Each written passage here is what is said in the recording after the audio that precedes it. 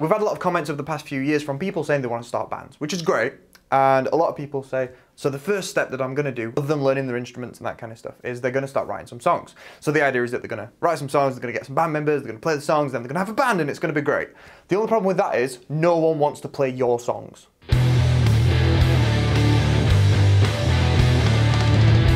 So what do I mean by no one wants to play your songs? Generally, if you're in a band, you want to have a hand in creating the songs for that band. It's all well and good if you're John Smith and the whatevers, and you want to actually be a solo artist with a band.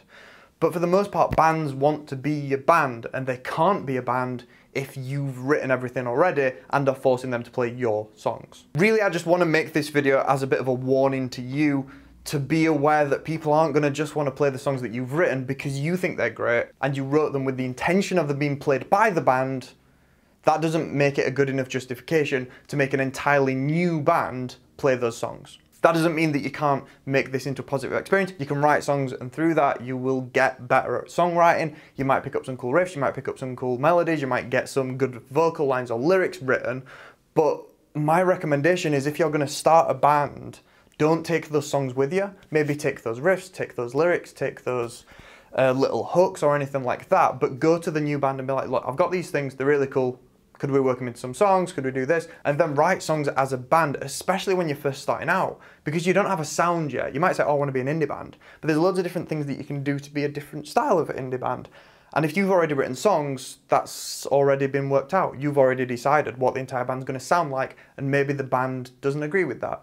So to take a riff across and then have the entire band work with the riff and make a song around it, you will get not only a better end product, but everyone will feel happier and included rather than just playing your songs that you've already written. There's a few exceptions where the thing that I've just said maybe doesn't work. The first is if you're a solo artist and are then getting a band. The only way that this really works is if that you already kind of have the songs out or already have a bit of a following, because if you're a solo artist that's then getting a band, that's fine. But if you're a solo artist that doesn't exist yet and then you get a band, really you're just making a band, and refer to what I mentioned earlier. The other side of things, which is something that I don't have much experience in, which is why I don't mention it very often, is that some bands just have one member write all of the songs.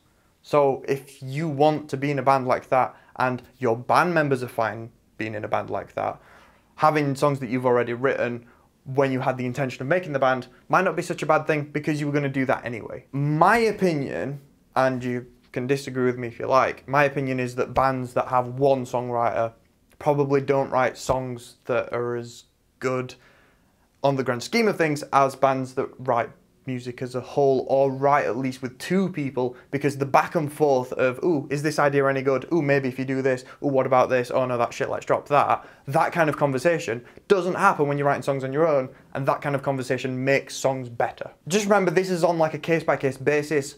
Do what works for your band.